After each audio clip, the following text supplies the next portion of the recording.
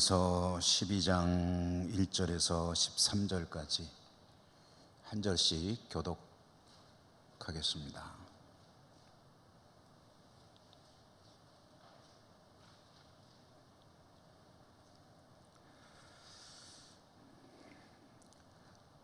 (1절부터) 13절까지.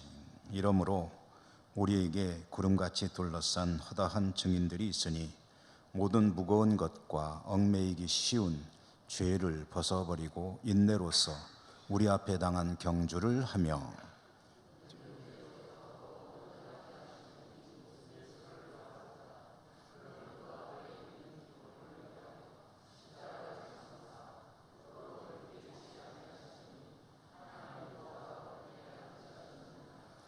너희가 피곤하여 낙심하지 않기 위하여 죄인들이 이같이 자기에게 거역한 일을 참으신 일을 생각하라.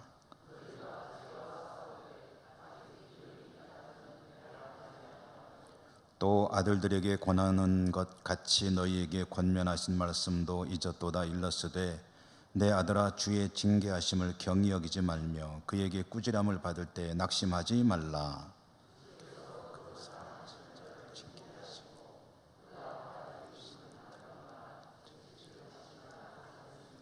너희가 참음은 징계를 받기 위함이라. 하나님이 아들과 같이 너희를 대우하시나니 어찌 아버지가 징계하지 않는 아들이 있으리요.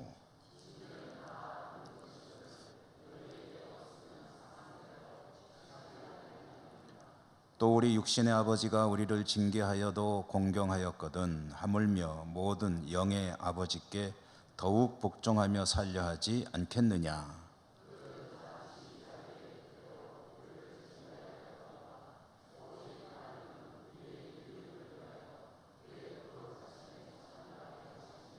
무릇 징계가 당시에는 즐거워 보이지 않고 슬퍼 보이나 후에 그로 말미암아 연단 받은 자들은 의와 평강의 열매를 맺느니라. 그러므로 피곤한 손과 연약한 무릎을 일으켜 세우고 너희 발을 위하여 곧은 길을 만들어 저는 다리로 하여금 어그러지지 않고 고침을 받게 하라. 아멘. 주님 은혜 함께 하시기를 기원합니다. 신약성경 읽기, 오늘은 173번째로 히브리서 말씀을 다 읽으면 좋겠지만 다 읽을 수는 없고 전체적으로 대략 히브리서라는 책을 여러분에게 소개해드리면서 또 그 중에 일부를 보도록 하겠습니다. 그동안 거슬러 올라가 보면 창세기부터 읽기 시작해가지고 구약의 역사서를 쭉 읽어왔고, 그리고 신약성경으로 들어와서는 예수님의 오심과 그분의 공생의 사역, 또 죽으심, 부활, 승천 이야기를 담은 복음서를 누가복음을 중심으로 읽었고, 예수님께서 부활 승천하신 후에 성령이 강림하시고 교회가 이루어지고 사도들이 복음을 전하는 이야기, 사도행전을 또 쭉 읽었습니다. 신약 성경만 읽은 거로는 172번, 오늘이 세 번째인데요. 또 사도행전을 읽으면서 서신서들을 그 서신이 기록한 것으로 보이는 시점에 간략하게 같이 삽입해서 읽으면서 여기까지 왔습니다. 사도 바울이 1차 선교 여행을 할 때 1차 선교 여행을 마치고 2차 선교 여행을 떠나기 전에 갈라디아 지역의 교회들의 문제가 생겼으므로 그 지역에 편지를 보낸 그 편지가 갈라디아서다 해가지고 갈라디아서를 잠시 들여다보았고요. 그 다음에는 고린도에 머물면서 2차 선교 여행 때 고린도에 머물면서 데살로니가에 이제 교회에 또 문제가 생겼으므로 편지를 보내는 이야기, 데살로니가 전후서도 잠시 보았고, 3차 선교 여행 시에는 에베소에 머물고 있을 때 바다 건너 고린도 교회에 문제가 생겼다는 소식을 듣고 편지를 보내는 이야기, 고린도 전후서를 또 잠시 보았고, 또 고린도에 와서 머물면서는 이제 예루살렘으로 떠나기 전에 장차 로마로 갈 거기 때문에 로마 교회로 보내는 편지 로마서를 또 우리가 잠시 그 뜻을 들여다봤습니다. 사도행전이 전해주는 사도 바울의 행적은 그 뒤에 로마로 가서 황제로부터 재판을 기다리면서 2년간 가택연금 상태로 있을 때 그렇게 머물면서 사도 바울이 비교적 어느 정도 자유를 허락받았기 때문에 완전히 자유롭지는 못하지만 제한적이나마 복음을 전하고 2년간 지내게 되었다 하는 것으로 사도행전 이야기는 맞춰지게 되죠. 사도행전을 그렇게 다 읽고 우리는 그 뒤에 이제 사도행전의 사도 바울의 행적이 그렇게 로마에 머무는 동안에 예루살렘에서는 어떤 일들이 있었을까? 예루살렘 이야기를 세세하게 볼 수는 없습니다. 성경 속에 그 예루살렘 이야기를 조금이나마 들여다보게 해주는 야고보서를 읽었죠. 야고보 사도의 편지인 야고보서. 그리고 다시 사도 바울에게로 돌아와서 사도 바울이 로마에서 2년간 지내는 동안 썼을 것으로 추정되는 4권의 성경, 편지, 에베소서, 빌립보서, 골로새서, 빌레몬서 갇힌 동안에 썼기 때문에 옥중서신이라고 부른다 하는 이야기를 드렸죠. 그래서 이 4권의 편지에 대해서 또한 간략하게 보았고 2년간의 연금 상태가 이제 끝나서 사도 바울이 풀려났다. 자세한 사정은 모르지만 풀려난 사도 바울이 그 뒤에는 이제 지중해 지역과 소아시아, 그 다음에 그리스 지역, 또 멀리 스페인까지 선교 활동을 했을 것으로 보고 그 당시에 기록했던 디모데 전후서와 디도서를 이제 봄으로써 사도 바울의 행적은 이제 성경을 통해서 보는 사도 바울의 행적은 완전히 매듭을 지었습니다.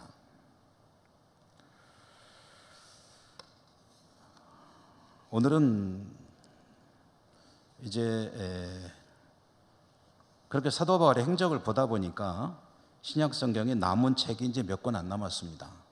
히브리서와 베드로 전후서, 그리고 요한 1, 2, 3서, 그 다음에 유다서와 요한계시록이 남습니다. 저는 이제 남아있는 이 성경들을 역시 세세하게 읽을 수는 없기 때문에 쭉 지나가면서 훑어보는데 오늘은 히브리서 이야기를 좀 보도록 하고 다음 수요일에는 베드로 전후서를 보고 그 다음에는 요한 1, 2, 3서를 보고 그 다음에는 유다서를 잠깐 보고 요한계시록으로 이제 마무리를 지으려고 합니다. 그렇게 하면 신약성경 읽기를 보게 되는데 요한계시록은 제가 이제 몇 번 정도 설교를 하게 될지 대충 따져봐서 시간이 좀 될 것 같으면 비교적 상세하게 읽고 모자랄 것 같으면 그 덩어리 해가지고 몇 번 정도 해서 신약성경 읽기를 다 하게 되면은 처음에 창세기로 시작할 때 계획했던 게 제가 따져보니까 한 8년 정도 된 것 같아요. 그래서 어쨌든 여러분들이 기억이 얼마나 남을지는 모르겠지만 창세기로부터 쭉 요한계시록까지 역사의 이야기를 따라서 성경 전체를 또 그 수요일에 따라온 게 된다 하는 그런 이야기가 됩니다. 세월이 참 빠르죠. 오늘은 히브리서 이야기를 여러분에게 말씀을 드리는데 오늘 히브리서를 읽는 김에 신약 성경의 전체 구조 이야기를 좀 드려야 될 것 같습니다. 신약 성경은 전부 27권이죠. 맞죠? 29권인가요? 27권 맞죠? 예. 27권이 있는데 여러분 여기 순서가 있잖아요. 마태복음, 마가복음, 누가복음, 요한복음, 사도행전, 로마서, 고린도 전후서 쭉 해서 갈라디아서, 에베소서 쭉 순서가 쭉 있는데 그 순서가 가지는 나름대로의 또 그 의미가 있습니다. 신약성경 27권은 왜 그렇게 순서가 짜여진 것일까?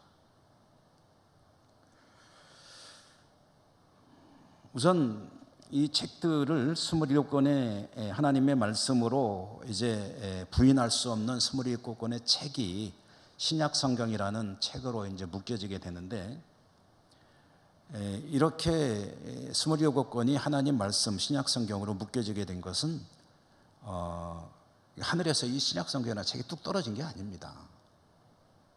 우선 쓴 것은 사람들이 기록을 했고, 그리고 이 27권의 책이 신약성경이라는 우리에게 지금 주어진 이 성경으로 묶여지게 된 것은 주후 397년에 있었던 일입니다. 초대교회 시에는요, 그러니까 우리가 신약성경을 읽을 때 성경이라고 나오는 말이 있으면 그 성경은 구약성경을 가리키는 겁니다. 초대교회 시에는 신약성경이라는 것은 존재하지 않았고, 교회들은 하나님 말씀을 어떻게 배웠냐면 사도들을 통해서 배웠습니다. 책은 없고, 사도들에 의해서 예수님의 가르침을 배우고, 사도들에 의해서 신앙 지도를 받고, 그러면서 초대교회가 신앙생활을 해나갔는데, 세월이 흐르면서 이제 사도들이 자꾸 죽게 되고, 이단들이 너무 극성을 부리고, 교회의 신앙의 표준이라고 할 만한 어떤 기준이 명확치가 않다 보니까 이제 성경의 필요성을 느끼게 되었습니다. 그게 이제 주후 2세기, 3세기, 4세기로 넘어가면서 점점 이제 필요성이 강해졌고요. 좀 전에 말씀드렸지만 주후 367년 경에 이제 이 오늘날 우리가 가지고 있는 이 27권의 성경의 목록이 작성이 됐습니다. 그 당시에 아주 위대한 교부였던 아타나시우스라고 하는 그런 교회 지도자가 중심이 돼가지고 27권의 책을 신약 성경으로 목록으로 확정을 했고, 그 다음에 이 27권의 책이야말로 하나님의 말씀임을 확정합니다 라고 결정한 것은 주후 397년에 카르타고라고 하는 곳에서 전체 그 당시 교회 지도자들의 회의가 열려가지고 거기서 이제 확정을 함으로써 오늘날의 이 신약 성경이 이제 말하자면은 형성이 된 겁니다. 이런 얘기를 하게 되면 어떤 분들은 이렇게 의문을 제기하고, 그리고 본인도 조금은 이제 의아한 그런 마음을 가지게 되는데, 제일 좋은 거는 이 성경이라고 하는 거는 하나님 말씀이라고 하는 이 어떤 신앙의 중심이 되는 경전이라는 것은 어떤 신비로운 과정을 통해서 주어지면은 뭔가 좀 있어 보이죠.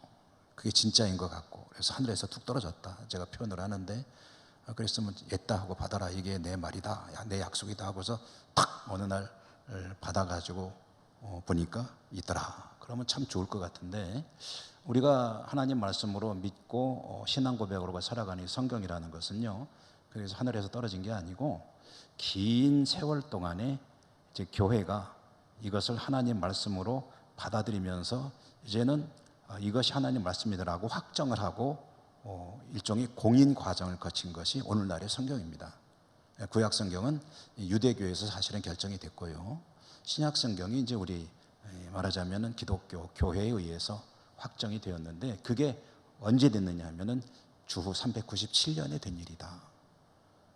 그럼 그동안에 왜 없었느냐? 사실은 초대교회 때는 필요가 없었습니다.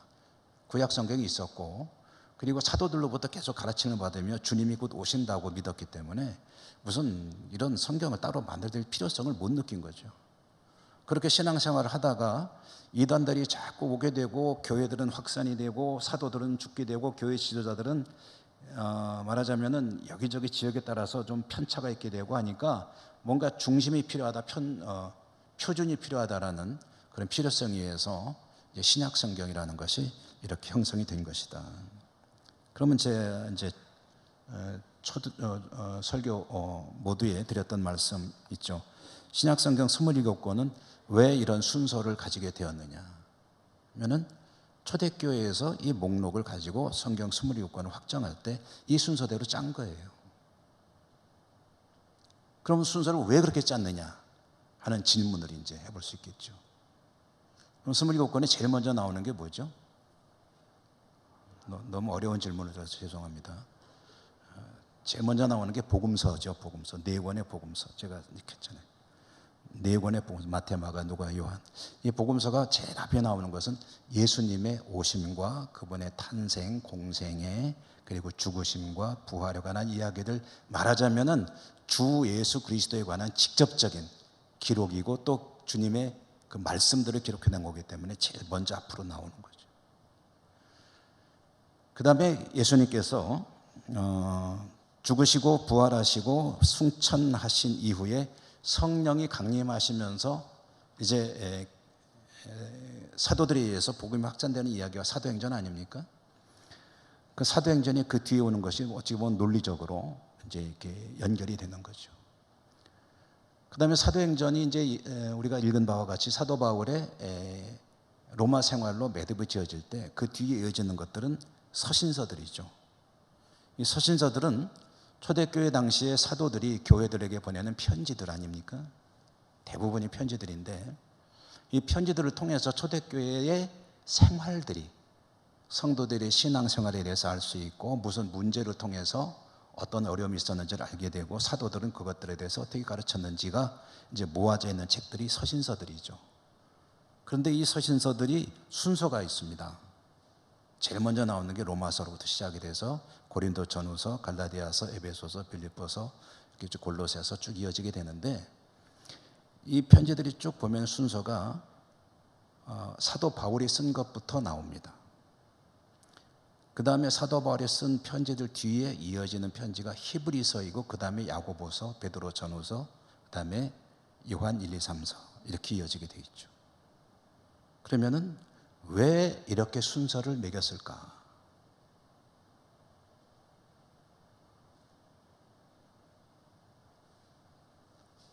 속으로 대답해 보시죠. 왜 순서가 이렇게 됐을까? 왜 로마서가 모든 편지들 중에 제일 먼저 나왔을까? 왜 고린도 전후서가 그 뒤를 이을까? 그게 무슨 이유가 있을까? 제비 뽑아서 했나? 아니면 왜 그랬을까? 할 때 우선 여러분 신약 성경의 서신서들의 저자가 누구입니까? 기록한 사람들이 사도 바울이 있죠. 그 다음에 누구 있죠?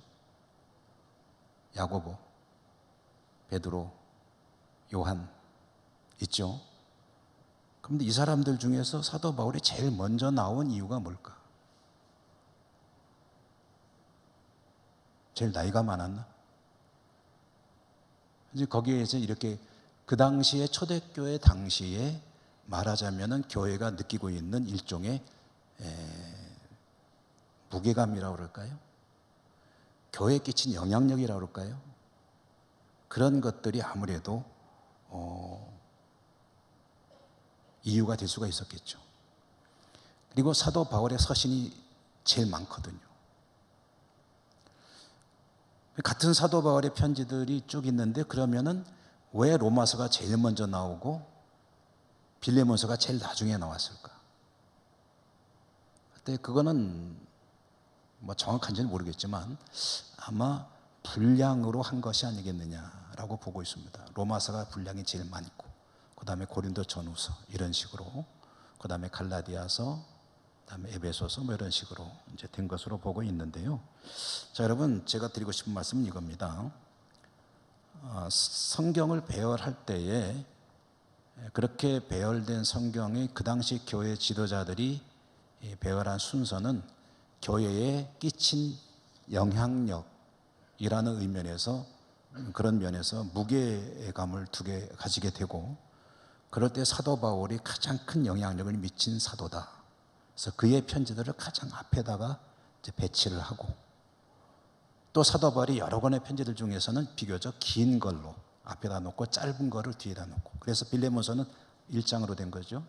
그래서 뒤에다 놓고 그 다음에 이제 사도 바울 다음으로 초대교회 당시 성도들이 교회가 생각하는 무게감 있는 지도자가 누구냐 할 때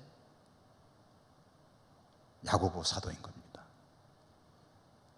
혹시 베드로를 마음속으로 좋아하는 분들은 왜 베드로가 바울한테 밀리나?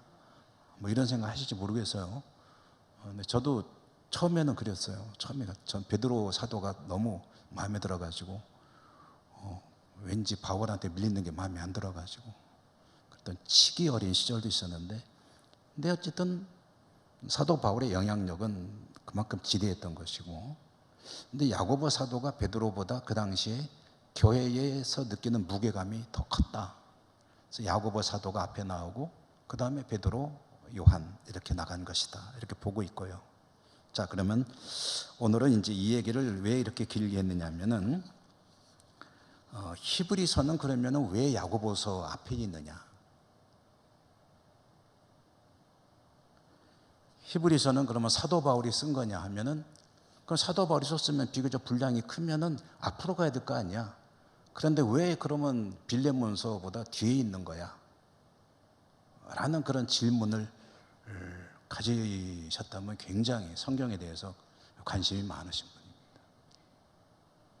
자, 히브리서가 사도 바울에 이어지는 서신서의 맨 마지막 빌레몬서에 이어지면서 야고보서보다는 앞에 나온다. 그러면은 그 초기에 교회 지도자들이 성경을 쭉 확정을 하고 순서를 배열을 할 때에, 그럼 그 순서 나름대로 가지고 있는 기준에 안 맞는 거 아니냐? 왜냐하면 히브리서는 사도 바울이 쓴 게 아니지 않느냐?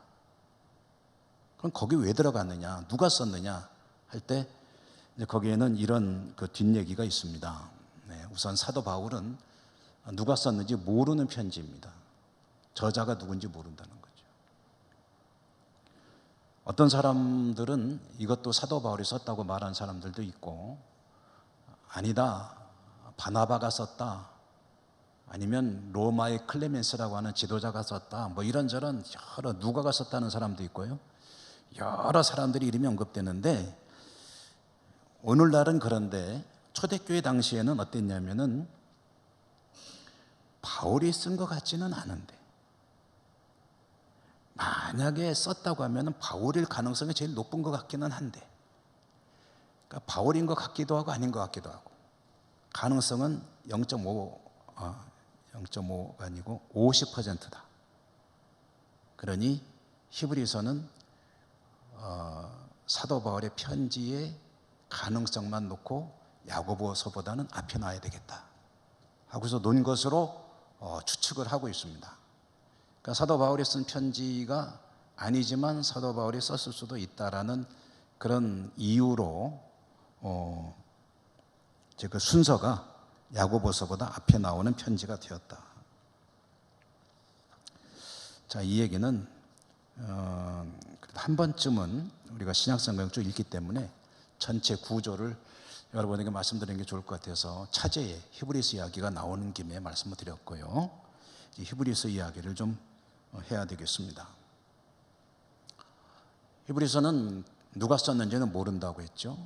그런데 이 글은 편지 형태이기도 하지만 일종의 교리 문서라고 보기도 합니다.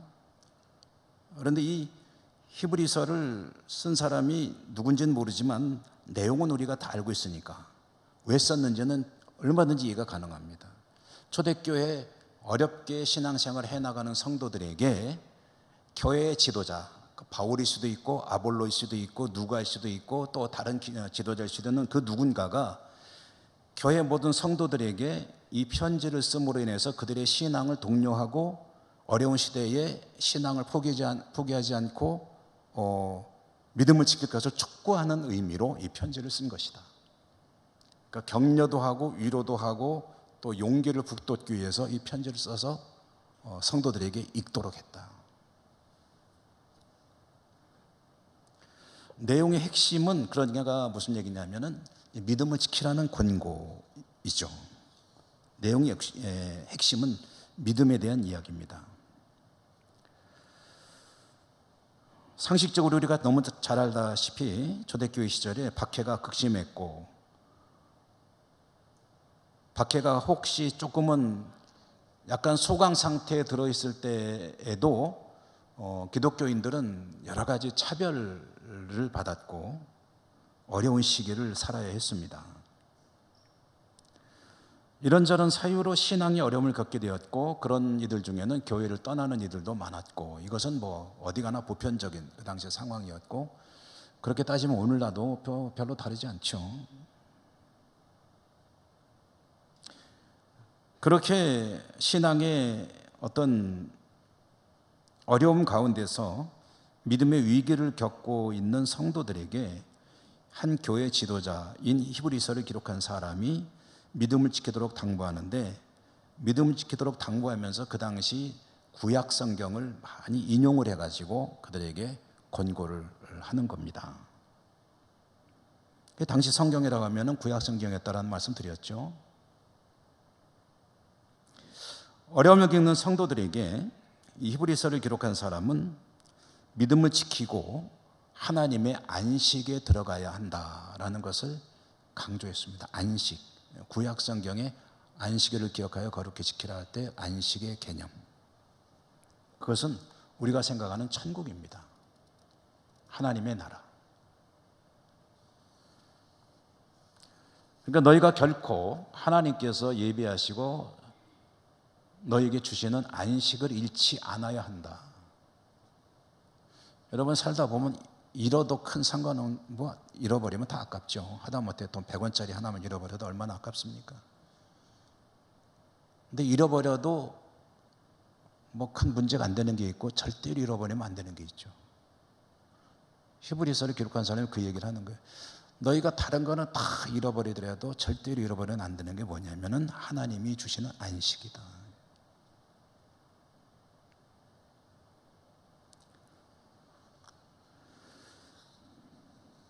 하나님이 준비하시는 영원한 안식, 그 안식을 잃지 않기 위해서 믿음을 지켜야 한다. 아무리 힘들고 어려워도 믿음을 지켜야 한다. 요새 말로 하면은 아무리 바빠도, 아무리 여러 가지로 분주해도, 아무리 머리가 복잡해도, 아무리 신앙을 지켜나가는 것이 참 복잡하고 어려워도 그래도 믿음을 지키려고 힘쓰고 애쓰라.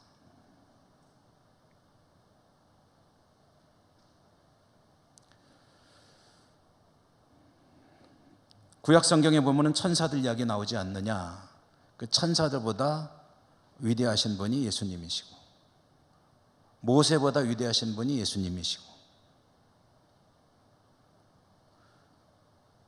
대제사장보다 위대하신 분이 예수님이시고, 진짜 대제사장은 예수님이시고.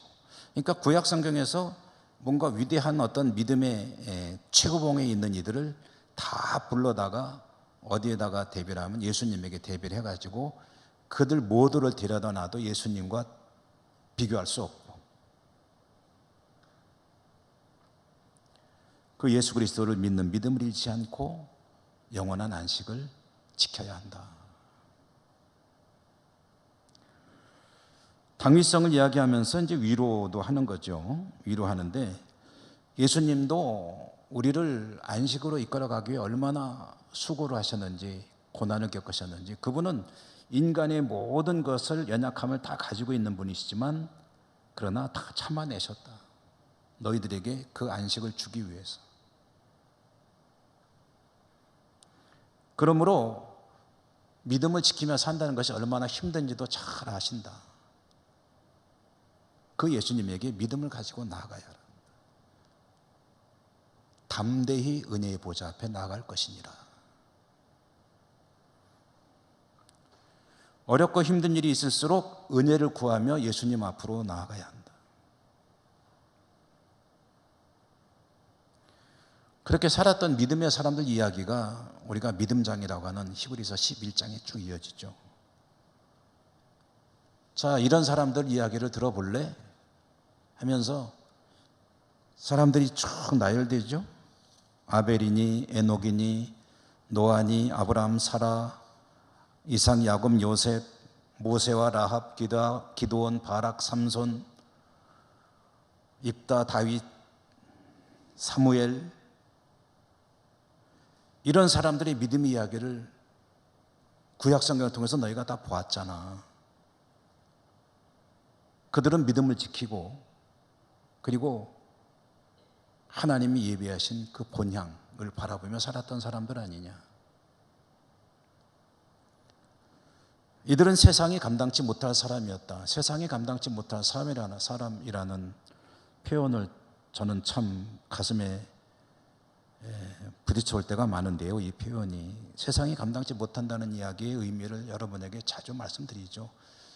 쉽게 말하면 그 무슨 일이 있어도 믿음이 흔들리지 않는다는 뜻입니다. 예수님에 대한 믿음이 그 어떤 것으로 도전을 받아도 흔들리지 않는다.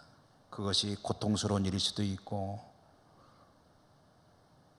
슬픈 일일 수도 있고 이기기 어려운 유혹일 수도 있고 어떤 압력일 수도 있고 두려움, 공포, 그 어떤 것인지 모르겠으나 그 무엇이 밀려와도 잠시 흔들릴 수는 있겠죠. 죄를 지지 않은 사람은 없죠. 그런 의미에서 잠시의 어떤 흔들림은 있을지 모르겠으나 근본적으로 주 예수 그리스도에 대한 믿음을 지켜나가며 결국은 그의 안식을 잃지 않는 사람. 봐라. 아브라함을 봐라. 아브라함은 아들을 바치라는 하나님의 명령에도 그대로 따르지 않았니? 모세를 봐라. 이집트 왕자의 그 화려한 생활을 뒤로 던지고 자기 동족들과 함께 고난의 삶을 살아가는 것을 오히려 더 기뻐했는데 왜 그런지 아니? 하나님 주시는 상을 바라봤기 때문 아니냐. 믿음의 사람들 얘기를 쭉 들려주면서 사실 믿음 생활하는 게 쉬운 사람이 어디 있냐는 거죠. 그런 말씀 간혹 드리지 않습니까? 믿음을 지키기 위해서 내가 뭔가 좀 어려운 상황을 만났다면 스스로 즐겁고 대견스럽게 여겨도 된다. 왜냐? 내가 믿음 생활을 똑바로 하고 있다는 증거로구나. 이 어려움이 닥쳐왔다는 건. 믿음 생활 제대로 잘하는데 아무런 장애도 없고 어려움도 없고 모든 것이 그냥 순풍에 돛단 배처럼 쫙 된다면 그때는 한번 의심해 봐야 된다는 거죠. 하나님 앞에 믿음을 지키려고 할수록 수많은 도전들이 있고 걸림돌이 있는데 그런 것들을 갖다가 어렵다 힘들다 죽겠네라고 하지 말고 내가 믿음을 똑바로 지키고 있다는 증거로구나 여기게 되면 즐겁다는 거죠. 스스로가 대견해지는 거고요. 왜냐? 믿음의 길을 걷는다는 것은 한편으로는 의로운 삶을 사는 것이기 때문에 의인은 항상 고달프거든요. 어디를 가든.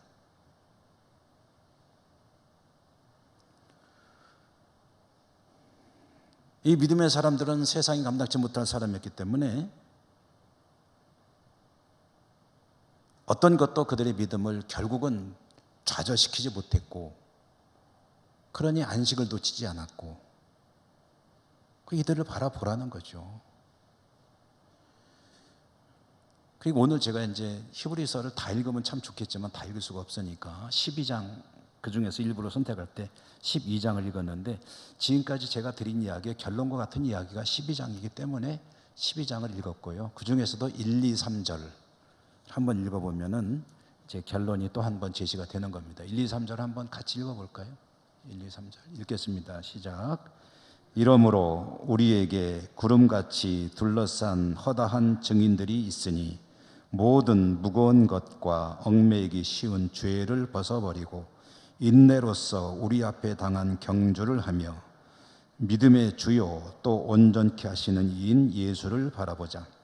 그는 그 앞에 있는 기쁨을 위하여 십자가를 참으사 부끄러움을 개의치 아니하시더니 하나님 보좌 우편에 앉으셨느니라. 너희가 피곤하여 낙심하지 않기 위하여 죄인들이 같이 자기에게 거역한 일을 참으신 일을 생각하라. 아멘. 힘내라는 거죠. 예수님 바라보고 그리고 이겨나가라는 거죠. 제가 또 개인적으로 아주 너무 읽을 때마다 마음이 와닿는 구절이 12절, 13절인데요. 12절, 13절도 한번 같이 읽어보겠습니다. 12절, 13절, 12절, 12절 읽겠습니다. 시작. 그러므로 피곤한 손과 연약한 무릎을 일으켜 세우고 너희 발을 위하여 곧은 길을 만들어 저는 다리로 하여금 어그러지지 않고 고침을 받게 하라. 아멘. 특히 이 12절 말씀, 피곤한 손과 연약한 무릎을 일으켜 세우라.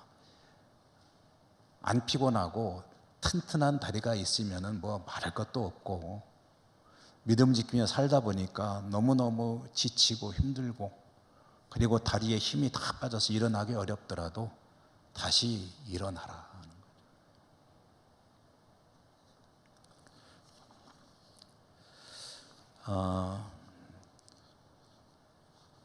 히브리서 얘기도 뭐 하자면 한이 없어서 오늘은 이 정도만 하려고 합니다. 그러니까 다시 간략히 정리하면, 초대교회 사도 바울이 기록했을 것으로 그 당시 사람들은 추측을 했어요. 그래서 야고보서 앞에 놓여진 책이 되었고, 그 다음에 전체적인 내용을 볼 때는 어려움 시대를 살아가는 성도들에게 절대로 잃어서는 안 되는 게 뭐냐, 아무리 힘들어도 놓쳐서는 안 되는 게 뭐냐, 하나님께서 예비하신 안식이다. 안식, 그게 진짜 안식이다. 그 안식을 얻기 위해서 예수를 바라보라. 믿음을 잃지 말고 믿음을 지키라. 힘들고 지치고 어려워도 또 우리 예수님은 다 알고 계시고, 그 앞에 믿음으로 나아가라. 은혜의 보좌 앞에 담대히 나아가라. 긍휼을 얻기 위해서, 은혜를 얻기 위해서 나아가라.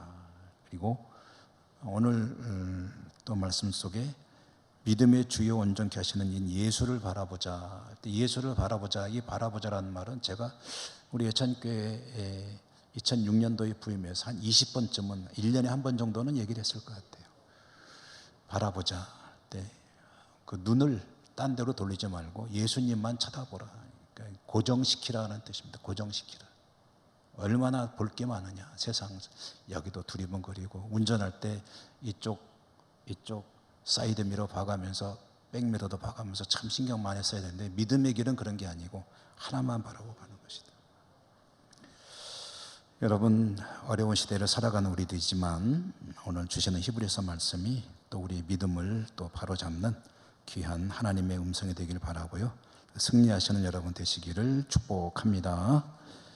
은혜로우신 하나님 감사합니다. 오늘도 저희들에게 또 히브리서를 통해 만나주시고, 고대 사회나 지금이나 우리 신앙의 길은 늘 어려움 속에 이루어지는 것들인데, 용기를 잃지 말고 믿음을 지켜 승리하도록 또 한 번 촉구하시니 감사합니다.